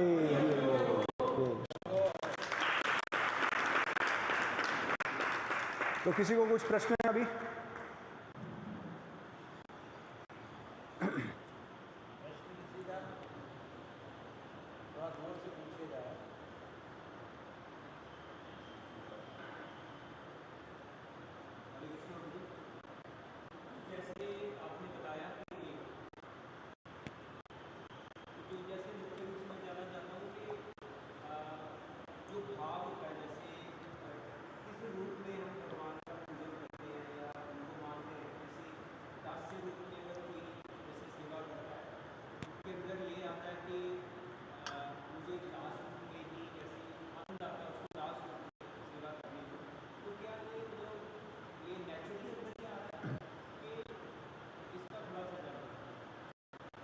तो इसका उत्तर जो सबको प्रश्न सुनाई दिया।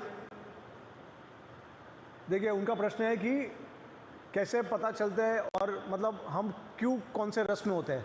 जैसे दास्य रस में हमको प्रभाव क्यों होता है, या फिर मधुर्य में है हम, तो ऐसा क्यों होता है।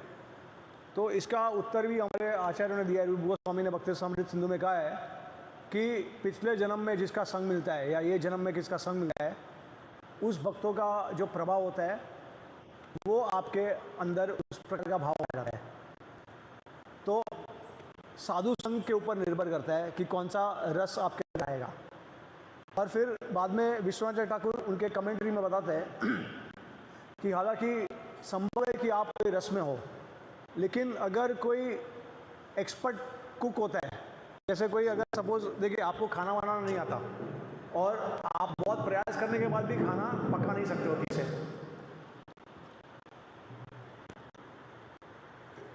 ठीक है, तो उसके बाद बावजूद भी अगर कोई एक्सपर्ट कुक रहता है तो वो जानते हैं कि सबसे कनिष्ठ व्यक्ति को भी कैसे खाना सिखाया जाए, तो वो आपको खाना सिखा सकते हैं, बनाना सिखा सकते हैं, ठीक है। तो उसका मतलब ये है कि अगर वो एक्सपर्ट डिवोटी है जो काफ़ी एडवांस है, तो वो आपके रस को चेंज कर सकते हैं उनके संग से। तो इसका उदाहरण क्या है? श्यामानंद प्रभु का। श्यामानंद प्रभु किसके शिष्य थे? हृदय चैतन्य। तो हृदय चैतन्य कौन है? उनके शिष्य, उनके गुरु कौन है? गौरीदास पंडित। तो सुबल सकता है गौरीदास पंडित कृष्ण लीला में, तो उनका सख्य रास्ता। लेकिन श्यामानंद प्रभु पहले उनके संगति में थे, लेकिन फिर शिला जीव गोस्वामी के संगति में आए। तो जीव गोस्वामी का जो संगत थी वो कौन से रस में? विलास मंजरी है, वो गोपी आए। तो श्यामानंद प्रभु धीरे करके उनके प्रभाव के कारण कनक मंजरी हो जाते हैं, ठीक है। इस प्रकार से समझना है हमको। यस,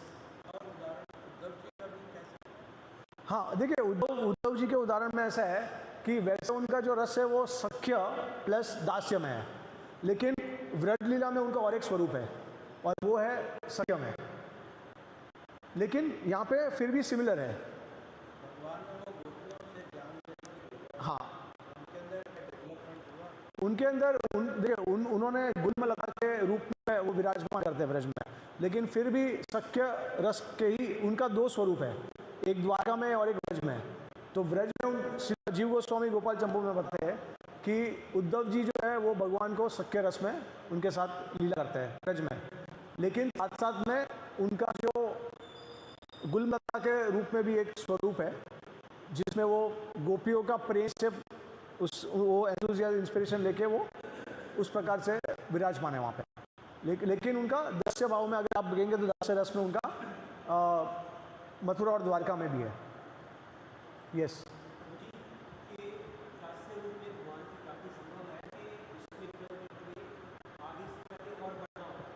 हाँ, जैसे अभी अगर आप प्रेम के स्तर पे जाते हो, फिर जैसे मैंने आपको कहा कि आप भगवान के उस भौतिक ब्रह्मांड में जन्म लोगे जहाँ पे भगवान अवतरित हुए हैं, और फिर ब्रजवासियों के अनुगत आपको ट्रेनिंग दिया जाता है, तब जाके आपको वो पूरी तरीके से आपका फाइनल परफेक्शन अटेन होता है।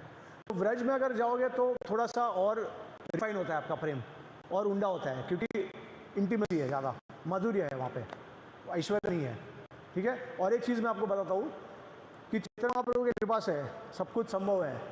तो जैसे चैतन्य चंद्रोदय नाटक में अद्वैत आचार्य कहते हैं, कवि कर्णपुर जो है वो कहते हैं कि एक बार महाप्रभु अंत में उसके आता है कि चैतन्य महाप्रभु की कृपा इतनी विशाल है कि एक बार वो चैतन्य महाप्रभु जो है वो सारे भक्तों को पूछते हैं, अद्वैत आचार्य और जितने भी भक्त होते हैं उनको पूछते हैं कि मैं आप सभी का जो रस है, जैसे अद्वैत आचार्य कौन है? महाविष्णु है। तो वो कहते हैं सबको कि अगर आप सिर्फ वृंदावन में विश्वास करो और आप सिर्फ मेरी बातों को विश्वास करो, तो भले आपका रस जो है वो भगवान के साथ, कृष्ण के साथ आपका कोई भी रस हो, या आपका वैकुंठ में भी विष्णु के साथ रस हो, अगर आप सिर्फ वृंदावन धाम को मेरे कहने पर विश्वास करके अगर आप स्वीकार करोगे, तो मैं आपको एक और स्वरूप दूंगा, और वो भी गोपियों का स्वरूप दूंगा या फिर ब्रजवासियों का स्वरूप दूंगा, और भी सनातन रूप से, लेकिन सिर्फ आपको भी बातों के ऊपर, आदेश के ऊपर विश्वास होना चाहिए। तो मैं आपको ये भी देने के लिए तैयार हूँ। तो देखिए ऐसा होता है कि कभी कभी अगर चैतन्य महाप्रभु के संग में आके हमको ऐसा भी इच्छा होने लगता है कि हमको ये भी रस का आस्वादन करना है, तो हमारे दो अलग अलग फॉर्म हो जाते हैं। एक फॉर्म में हम दास भाव में, एक फॉर्म में वैकुंठ रस में, और एक फॉर्म हम कृष्ण लीला में होते हैं। समझिए, बृहद भागवतमृत में सनातन गोस्वामी भी ये कहते हैं कि जिस प्रकार से कृष्ण पूर्ण पुरुषोत्तम है और सारे उनमें से आते हैं, तो राधा रानी देखिए जब कृष्ण राम बनते हैं तो राधा रानी क्या बन के आती है? सीता मैया। कृष्ण जब मथुरा में और द्वारका में होते हैं तो राधा रानी क्या बनते हैं?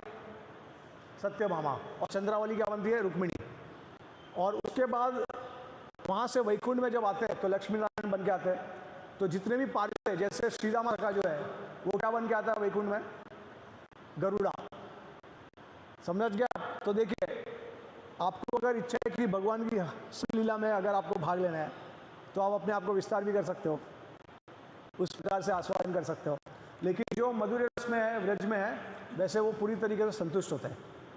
स्थायी भाव का मतलब यही होता है। बट अगर फिर भी अगर आपको इच्छा है तो उस प्रकार से आप अलग अलग एक्सपांड कर सकते हो, अपने आप को विस्तार कर सकते हो भगवान की कृपा से।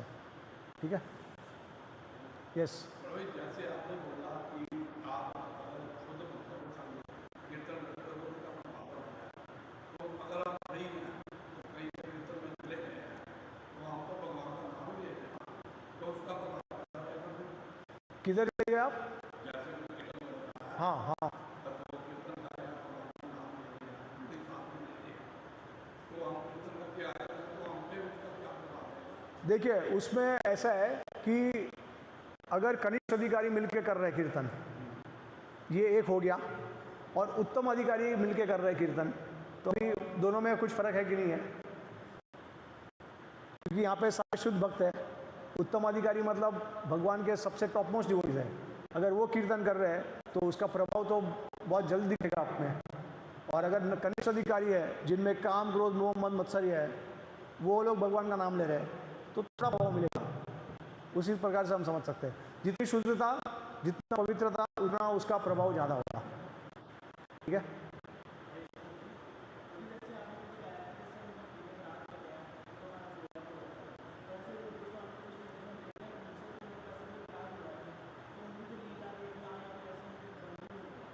ये मैंने आपको कहा ना कि प्रेम स्तर पे कभी कभी ऐसा हो सकता है अज्ञानता के कारण। और रूप गोस्वामी के माध्यम से बता रहे चैतन्य महाप्रभु, दिखा रहे हैं कि अपराध का जो परिणाम है कितना भयंकर हो सकता है। इसके लिए अपराध से हमको बचना चाहिए। देखिए चैतन्य महाप्रभु भी, हम ये भी कह सकते हैं कि महाप्रभु ने सब दिया है हमको, तो अपराध को भी निकाल देना चाहिए था, उसके परिणाम को भी नष्ट कर देना चाहिए था, है ना? महाप्रभु, अभी हम कहते हैं कि घर घर जाके नित्यानंद प्रभु ने सबको कृष्ण कृपा बांटी है, तो अपराध को क्यों लाग लेके खड़ा कर दिया बीच में? सबसे बड़ा तो वही चैलेंज है हमारे लिए। अगर आप ये सोचिए, अगर अपराध नहीं होंगे, उसका परिणाम आपको नहीं मिलेगा, तो ये इंटरनेशनल सोसाइटी फॉर क्या हो जाएगा? फाइटिंग कॉन्शियसनेस हो जाएगा, फाइटिंग, है ना? क्योंकि एक दूसरे के लिए सिर्फ, देखिए जो हम भौतिक जगत में एक दूसरे का नीचे गिराने की कोशिश कर रहे थे, वही इधर जाके वही करेंगे हम, तो क्या अलग हो गया? इसके लिए अपराध रखा है महाप्रभु ने, ताकि हम आदर सम्मान एक दूसरे को हम करें। वरना क्या होगा? मटेरियलिस्टिक मेंटलिटी आएगा कि मैं स्वामी हूँ, तू मेरा दास है। बाहर से भले प्रभु प्रभु कहे, लेकिन अंदर से यही चलते रहेगा कि मैं ही प्रभु हूँ। फिर या तो भक्तों के साथ झगड़ा करो, उनको वायलेंटली मारो, पीटो, कुछ फर्क थोड़ी पड़ेगा। अपराधी नहीं है तो करते रहो जो करना है। आप समझ गए? इस वजह से अपराध का परिणाम रखा है। और माता जी, ठीक है? हाँ,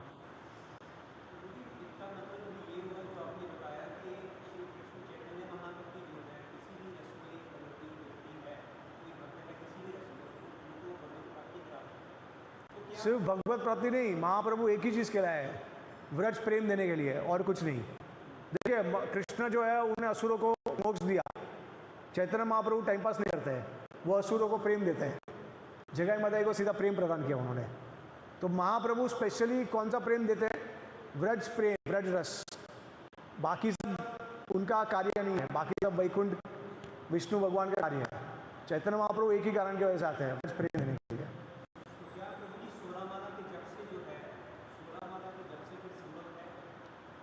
प्रभु कल हमने इतना चर्चा किया विस्तार में, 16 माला क्या, सिर्फ भगवान का हरे, अगर आपने उसका एक अक्षर भी बोल दिया, हाँ, उससे भी भगवान की प्राप्ति हो जाएगी आपको।